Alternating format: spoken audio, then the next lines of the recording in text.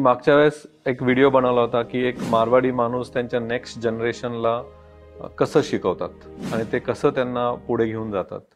तर त्याच्यावरच मला अजून एक सांगायचं आहे, छोट्या छोट्या गोष्टी असतात.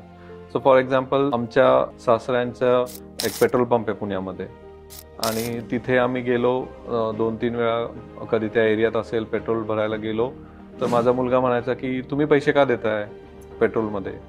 तर हा आपलाच पेट्रोल पंप आहे, माझ्या आजोबांचाच पेट्रोल पंप आहे, कशाला देताय.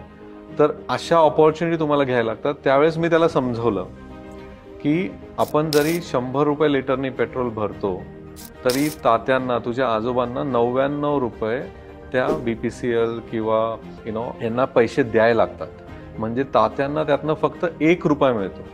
आणि तू जर पेट्रोल फ्री टाकायला लागला, त्यांना पेट्रोल आणायला पैसे राहतील का. त्यामुळे प्रत्येक बिझनेस आणि प्रत्येक ऑपॉर्च्युनिटी तुम्ही असा विचार करायला पाहिजे.